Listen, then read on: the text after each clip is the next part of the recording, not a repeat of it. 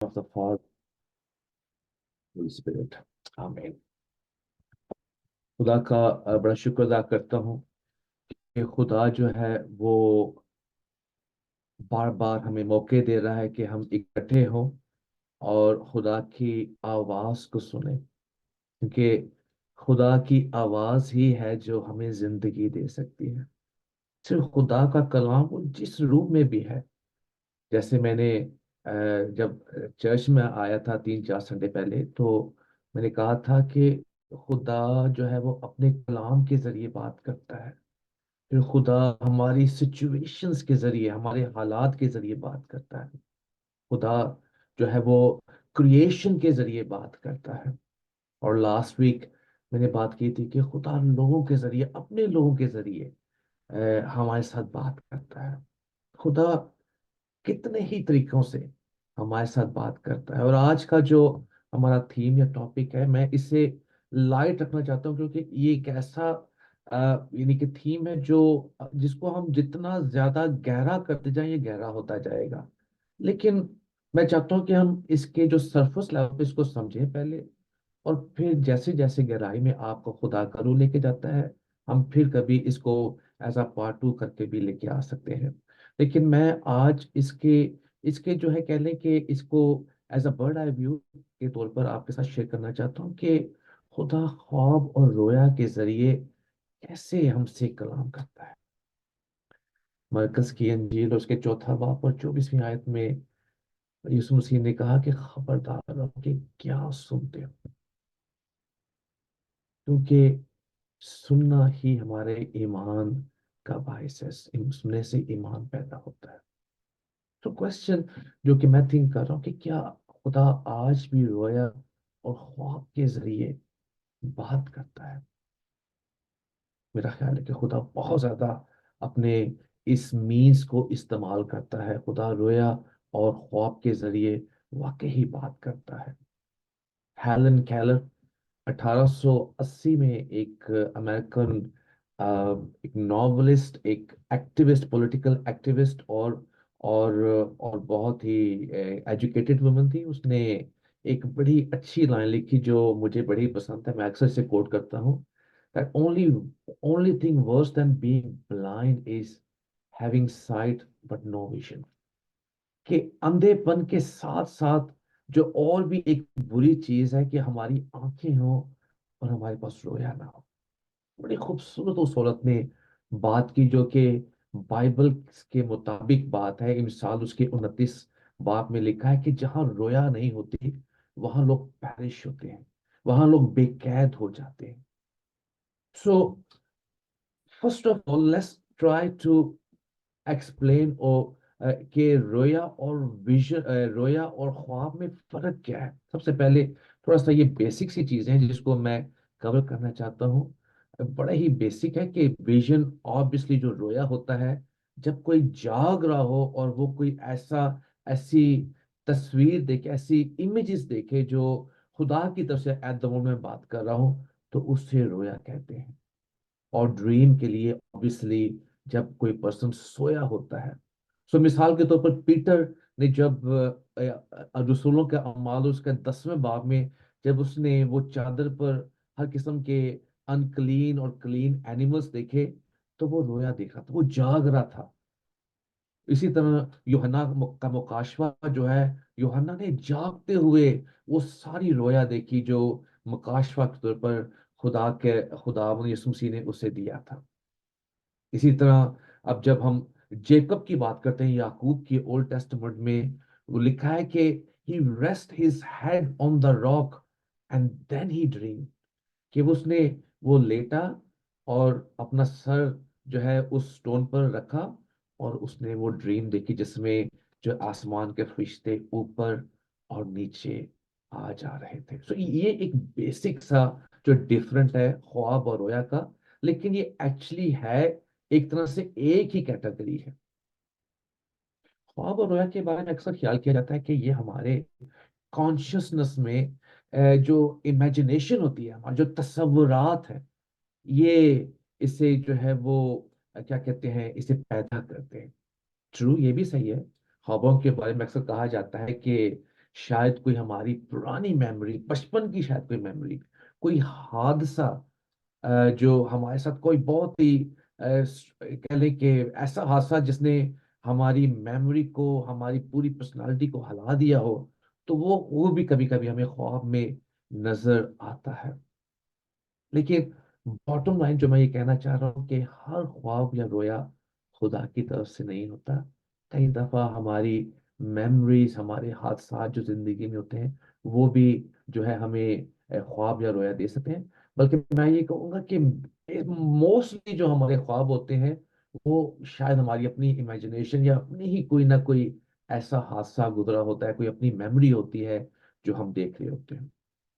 लेकिन हमारा जो आज का जो वो है बेसिस है रोया और ख्वाब के बारे में, वो है जो खुदा की तरफ से मिलता है। और आज की जो तलावत हमारे लिए जो पढ़ी गई वो रसूलों के अमाल में से, तो वो तलावत क्या कहती है कि ख्वाब और रोया रूह कुदस की मामूरी आउटपोरिंग का नतीजा है कि आखिरी दिनों में मैं अपना रूह हर बशर पे डालूंगा। Outpouring of the Holy Spirit is the result of the dreams and visions. यहाँ नबूवत का भी जिक्र हुआ कि तुम्हारे बेटे बेटियां नबूवत करेंगी, ये एक सेपरेट टॉपिक है। नबूवत के बारे में पहला ग्रंथियों 14 बाब बड़ी तफसील से टीचिंग है, जो कि कहता है कि कलीसिया की जो नबूवत है वो कलीसिया की तरक्की और नसीहत और तसल्ली की बातें करना होता है। पहला ग्रंथियों 14 बाब 30 आयत। और मकाशवा बल्कि एक्सप्लेन ही कर देता है 19 बाब और उसकी 10वीं आयत की यीशु की गवाही नबूवत की रूह है। लेकिन इस पे फिर कभी खुदावंद ने मौका दिया तो मैं, प्रोफेसी है ये बड़ी ही इम्पोर्टेंट, कह लें कि इम्पोर्टेंट है कलीसिया के लिए। लेकिन आज हम अपना फोकस ख्वाब और रोया पर ही रखते हैं कि सो हमारी हमारी तलावत के मुताबिक ख्वाब और रोया रूह कुदस की आउटपोरिंग का नतीजा है। इस is the whisper of the Holy Spirit. So अब ये थिंक करना है कि ये कैसे हमें मिलते हैं। What is the cause of dreams and vision. मैं इसके बारे में एक सिंपल सी बात कहूंगा कि हम अपनी ताकत से कुछ भी ऐसा नहीं कर सकते। हम अपनी अक्ल से, इंसान होते हैं, हम कुछ भी ऐसा नहीं कर सकते जो हमें इस काबिल बनाए कि हम खुदा से ड्रीम और विजन हासिल कर सकें। बल्कि ये खुदा ही का काम है। खुदा जिसे चाहता है वो ड्रीम देता है, रोया देता है, और जिसे चाहता है वो नहीं देता। ये हमारे हाथ में नहीं है।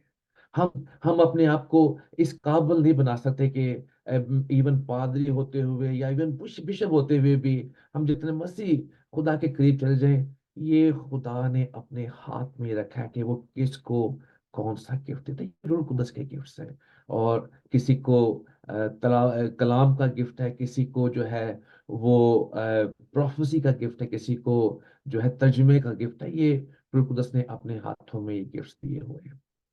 अगर हम अयूब की किताब पढ़ें और उसका 33वां बाब है, आपके पास अगर बाइबल है तो please feel free to open with me 33 बाब अयूब। और उसकी 14वीं और 15वीं आयत में क्या लिखा है?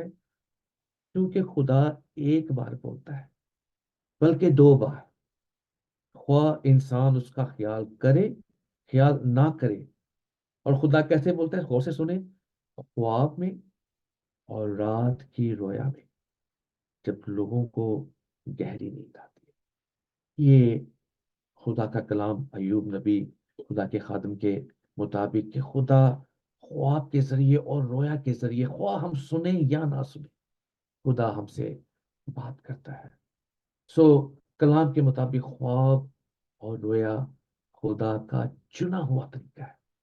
और अगर आप डिटेल स्टडी करें तो तकरीबन 125 रेफरेंसेस है बाइबल में ख्वाब या ख्वाब देखने वालों के बारे में। ये इतनी डिटेल से, और मेरा ख्याल है कि ये हम इस तरह कह सकते हैं कि अगर ये इतनी इम्पोर्टेंट ना होती तो कलाम इतनी ज्यादा इस टॉपिक को, इस थीम को तरजीह ही ना देता।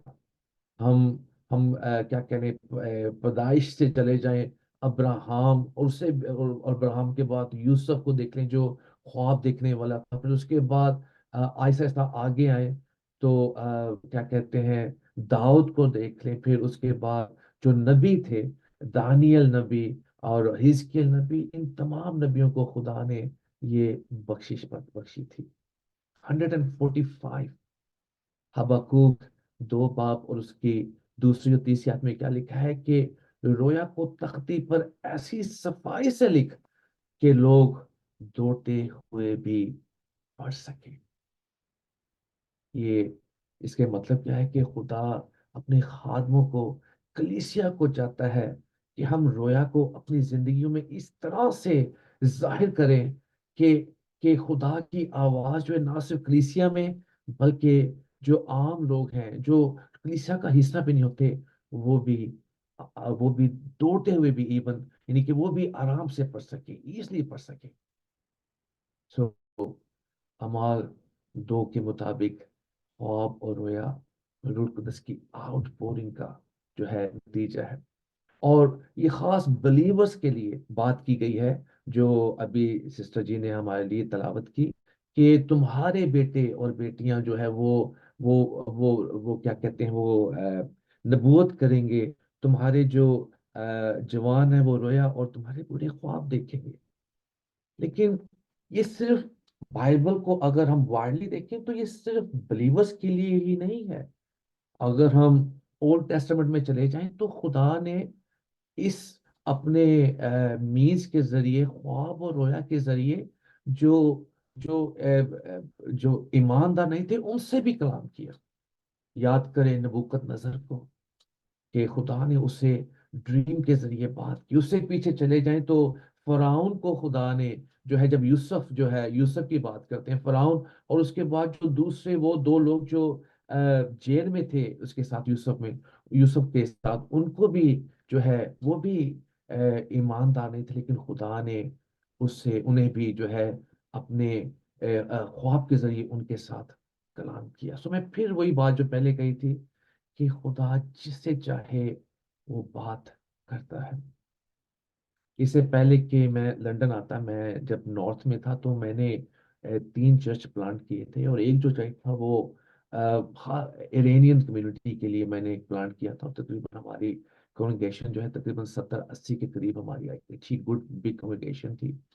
तो जिस जो अभी तक वो चर्च चल रहा है, और मैं एक दूसरा जो हमारा पादरी साहब है, जो जो अभी पादरी बन रहे हैं, वो उसे अभी भी रन कर रहे हैं। तो अ, काफी ऐसे अरेनियंस जो अभी भी उस चर्च को अटेंड करते हैं, उन्होंने शेयर किया था चर्च में एज अ गवाही के तौर पर कि जब हम मुसलमान ही थे तो हमें यीशु के ख्वाब आए।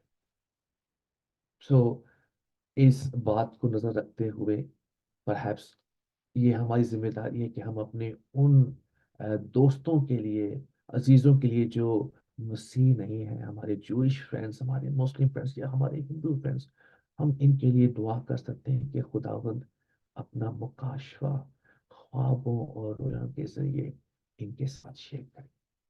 We need to be mindful, we really need to.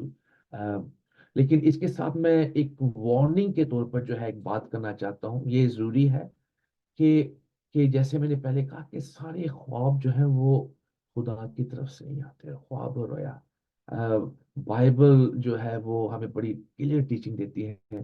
Dreams can be our own imaginations, memories, desires, या फिर शैतान का भी काम हो सकता है।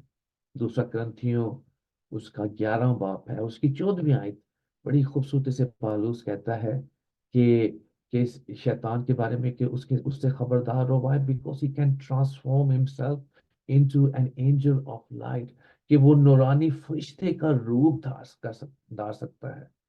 पहला यूहन्ना 4 बाब उसकी पहली आयत, यूहन्ना क्या कहता है कि हर रूह का यकीन ना करो, बल्कि रूह को आजमाओ कि वो खुदा की तरफ से है या नहीं।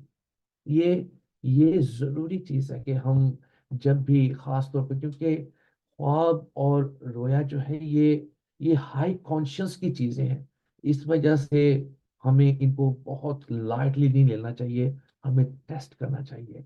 We should be naive and think that we are beyond deception. हम हम जब तक ख्वाब को या रोया को कलाम से न टेस्ट कर लें। सबसे पहले कलाम जो है वो हमें टेस्ट देता है, कंफर्म करता है कि क्या ये रोया या ख्वाब खुदा की तरफ से है या नहीं है।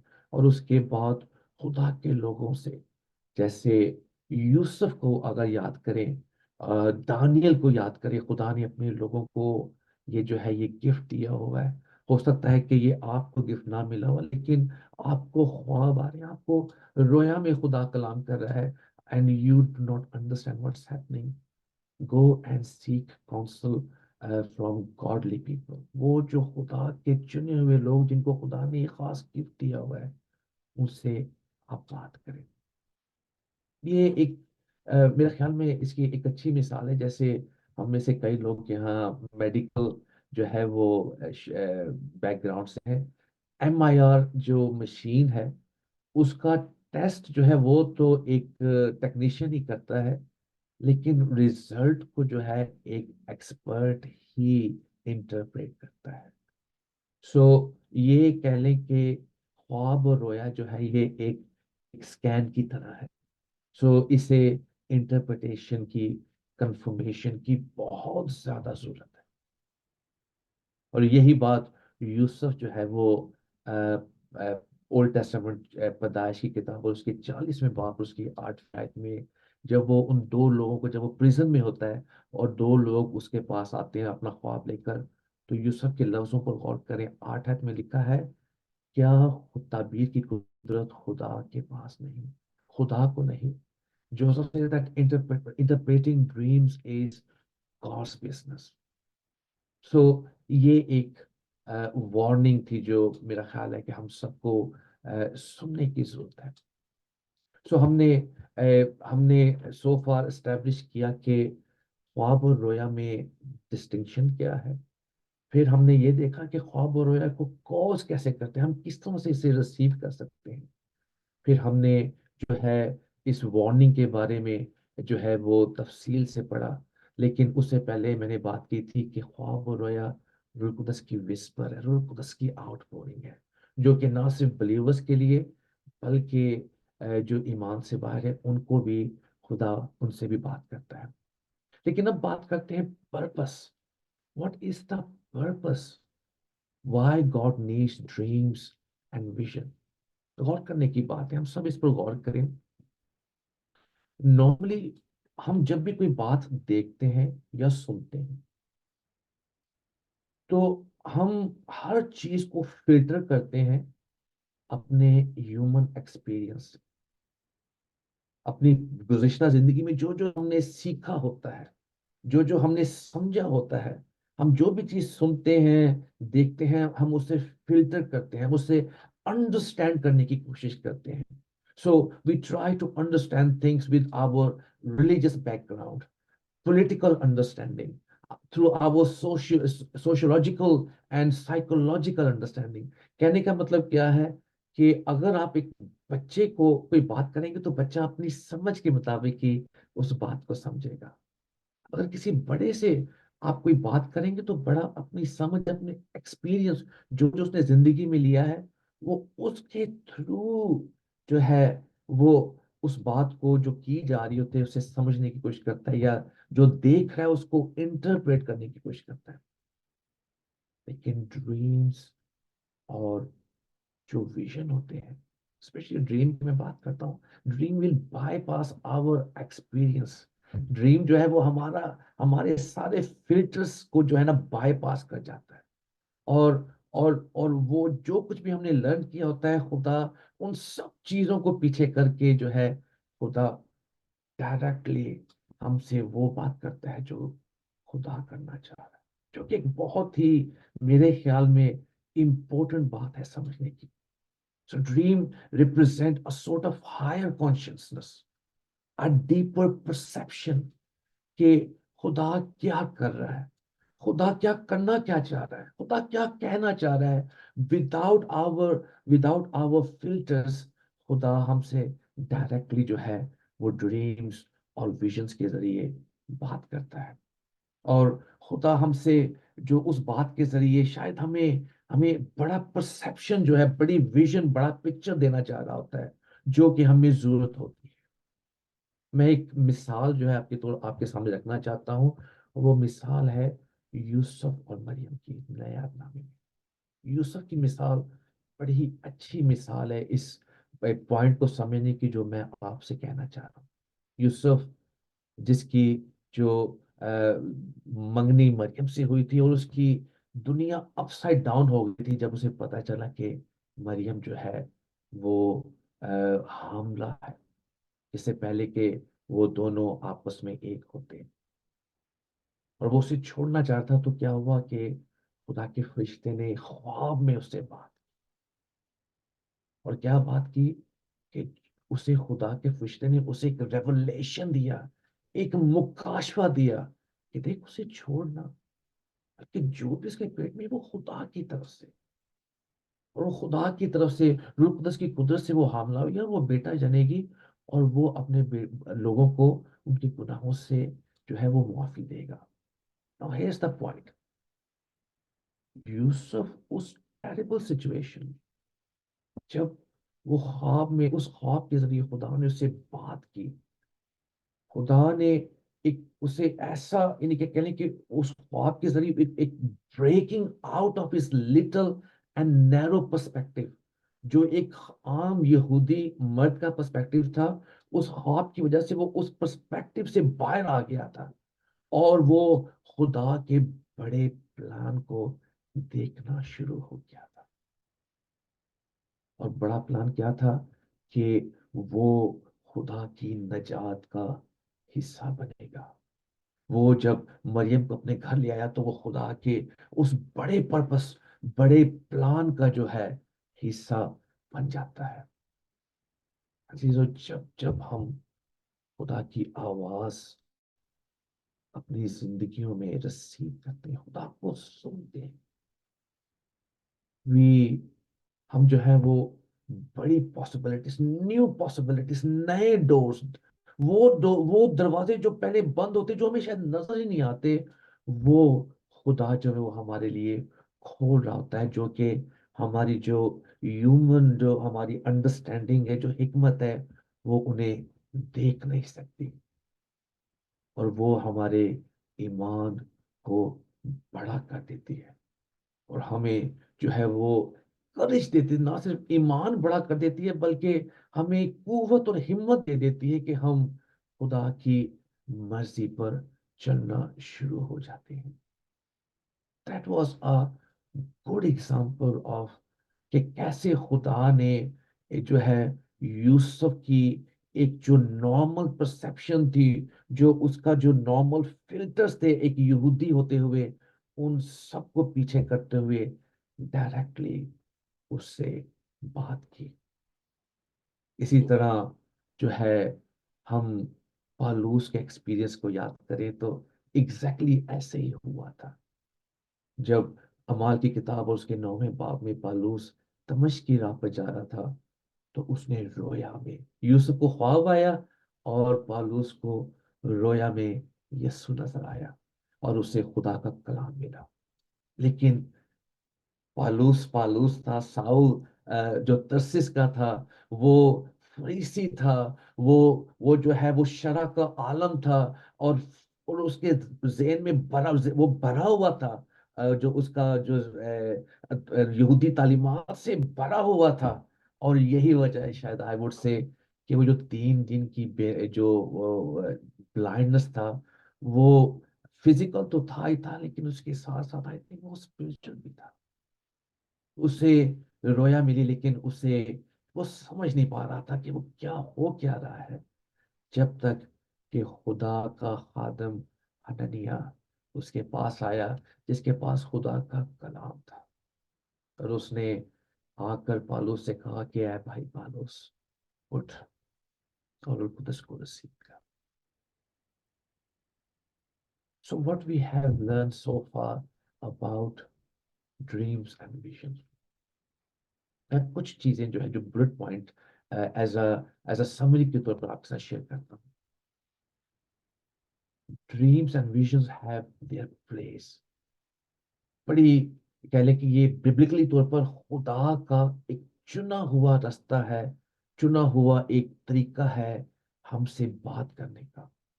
खुदा ने जेकब के साथ, यूसुफ के साथ, सोलोमन के साथ, यूसुफ जो नए टेस्टामेंट का है उसके साथ, पालूस के साथ, हनन्याह के साथ बात की। और भी दूसरे बहुत से ऐसे लोग हैं बाइबल में, और आज तक खुदा जो है अपने लोगों के साथ ख्वाब और रोया के जरिए बात करता है।